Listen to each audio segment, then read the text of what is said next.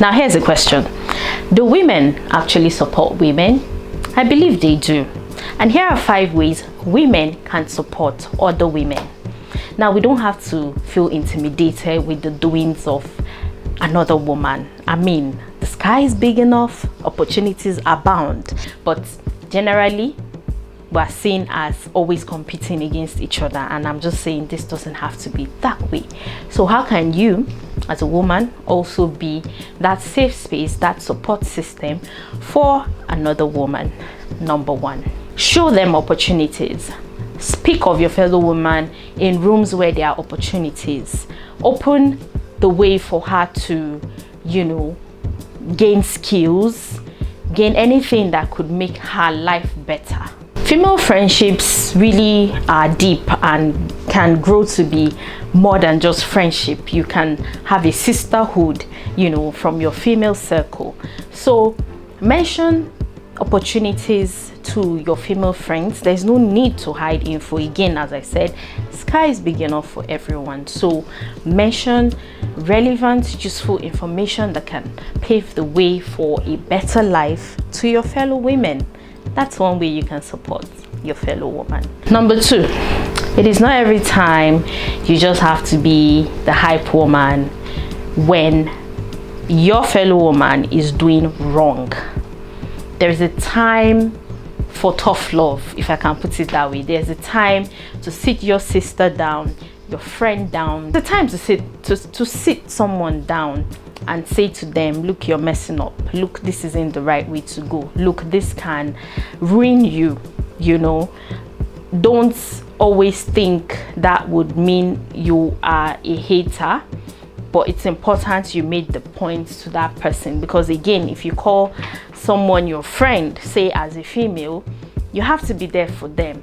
It's not about all the good times. There will be bad times, and there are times that, like in one of the videos I made around decision making, there are people you should be able to talk to who can restore your sense, because none of us has it all together all day every year. So you need to talk to someone. So be that woman who is able to tell the other that this is not right and this is not the way to go. Not a call out, because a call out is another way you're just tearing the person down, but a good one-on-one conversation will go a long way. Number 3, which is kind of opposite of what I just said. Alternatively, be a very huge and loud cheerleader. Your friends see you as their hype woman. Like, they know that if you are winning, it doesn't affect how she feels. Because again, there are people even in general, not a female thing, who do not want you to win more than them. They can't stand it. They want you to win, but within a box, within certain parameters. No, you should be comfortable enough, solid in yourself enough, with clear and good intentions enough as a woman to see your fellow woman excelling, reaching great heights. It does not reduce your own shine. It doesn't mean you are lesser, so scream loud their successes. Be a cheerleader for them, and don't be the person who does not think they should grow beyond a certain point, especially if perhaps you've been their guide or you've been their mentor. Anyone has the potential to be so much more, and it does not reduce you as well. Number 4, be a safe space for other women.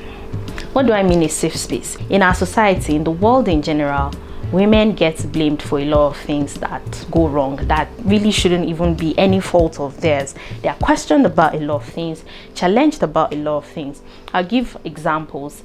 In a marriage, it is 2 people who have come together to say they want to make a life together. And so there's a responsibility on the 2 parties to make things work. However, should a divorce happen, you find that there is often a huge blame on the woman, or that she's expected to make it work. Be patient, pray. It is you that should do XYZ. But what about the partner you teamed up with in the union? And so when a divorce happens, the woman has a lot more stigma to deal with. You be her safe space, a space where it's like, I get you, I'm a woman like you and I understand you. A woman may not even be at fault should she be married and unable to have kids. I recently learned, just through conversation with someone, where she was telling me that another woman she knows is aware that her husband, and he too is aware that he's the one with the issues, fertility issues, but the family is all on her own case and she's just silent, and now they are going towards this, he should marry someone else, and she feels unbothered. And I'm also saying, why can't he just shut them up and say, this is my life, this is my family, don't interfere, we'll figure this out? Because of course I cannot say he should tell them he has an issue that is leading to them not having kids. But again, she's the woman and she's getting all the blame. And so when women are unable to give birth, they get blamed. Again, how are you blamed for your own biology? Like, do you have a remote to your womb or something? Like you can make things happen? It doesn't work that way. So be her safe space when things like this are happening to her. You don't have to be another woman ridiculing her. Life happens to anyone, and some issues are really peculiar to women, and because you are one, you should be the most understanding person. So let other women find a safe space with you where it's like, we can talk about this, you are safe here, you're protected here. And number 5, this one is a big deal, and I'm going to emphasize it as much as I can. Do not be that woman who allows herself to become entangled with another woman's man. Stay in your lane. Just stay in your lane. The man can tell you you're the only cockroach in his wardrobe. It doesn't matter. Some men would find whatever it is they need to say in that moment to get you where they want. And another thing is, women do so much to uphold and support men in their lives, men they love. They do a lot of things that even these men sometimes don't know. Why would you allow yourself to be used as the devil's tool to make another woman unhappy, and in a temporary moment of a man's weakness, because maybe he's just not in his senses temporarily and wants to get with you, you now feel you're the better person who is the wife? Why should you allow yourself be that? There are women you would never meet and don't know, and if their husbands, their fiancés, their whoever is approaching you, you should defend that woman you don't know by standing your ground, having boundaries, and not engaging with this man. Don't get into any entanglement. If a man has a fiancé, he's getting married, he's married already, leave him alone, because in some cases it is even the women running after these men. It's not the men, it is the women. Why are you doing that? If you're looking for love, be patient, you will find yours. You don't have to run after someone who has a life with another person to feel fulfilled. Yes, I agree, there are religions and culture, even in Islam you're permitted to have more than one wife, but there are processes to these things, and there are terms and conditions involved which a lot of people do not even follow.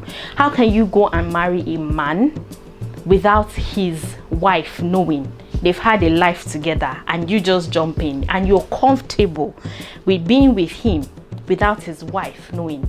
To me, that's just plain wickedness. It's nothing more, because you are human too and ought to put yourself in the shoes of the other woman. So don't entangle yourself with another woman's man. And it's even worse for those who have the mind to do this to people that are close to them, their sisters, their friends. It's something that just, I can't really wrap my mind around this one. So this could be you. Everyone falls into certain kinds of temptations sometimes, but just walk away and better will come to you. So I hope you enjoyed this point around 5 ways women can support other women, and you and I can become these women, and we create a stronger circle of sisterhood, for ourselves. Thank you for watching, and share this content with your village people. Tea for things.